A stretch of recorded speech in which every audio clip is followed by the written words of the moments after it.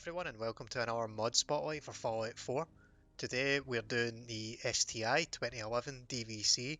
As much as that sounds like the name of an infection, it's actually a weapon mod. And again, like a few recent mods, it's a pistol.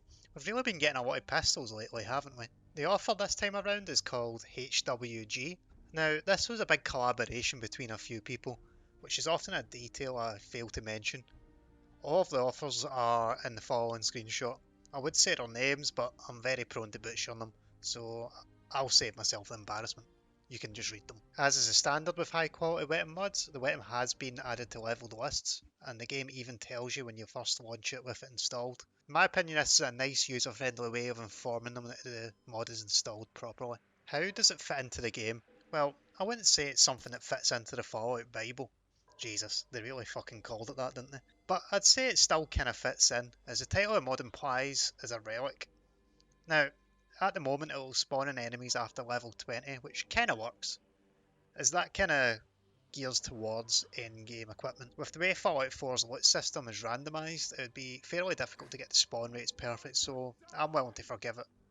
Now, in the completely perfect scenario, I'd add this mod as a reward for a big quest chain, making it something like a family heirloom being gifted to you. But that would be kinda insane, as it would require quite a lot of talent from the quest mod end of things and the weapon mod things. And I know how difficult it is for mod offers to come together. To prove that, just ask a Fallout New Vegas, the Frontier team, how difficult it is to get a hold of me when I used to do some work for them. For the textures, I'd say they're very high quality. Definitely on the same level of fidelity as the base game, if not better. The impressive thing is that there are 6 skins for the gun, which would each require a different texture.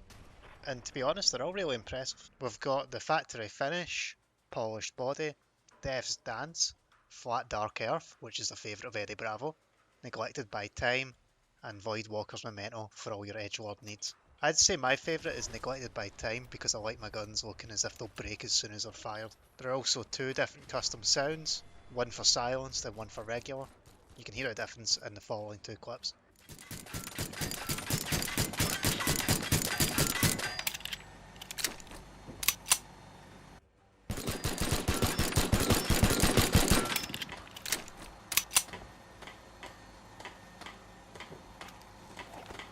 You probably noticed there are 2 custom animations from that clip, one for reloading and the other for holstering. These 2 look great and seem to function without any hiccups. However, there is a problematic third animation which comes from sprinting. Now, it seems to bug out when there's some irregular terrain to traverse, like little drops in height for example. I don't really know what's causing this, so I can't really offer any solutions. And it's that minor I wouldn't really expect a fix for it, so I guess it's just something you need to deal with. I don't really have a problem with it. In terms of damage, I'd say the base damage is a little overpowered as it sits at around 68, which is higher than the 44 Magnum, which is the best projectile pistol in the game. I wouldn't have a problem with this if it didn't use 10mm. Now here's the very big catch. The mod offering a stroke of genius has allowed you to tinker the damage as an attachment on the weapons workbench, which allows you to alter the balance without ever going into the creation kit. Other damage modifiers have also been included, such as armor piercing rounds.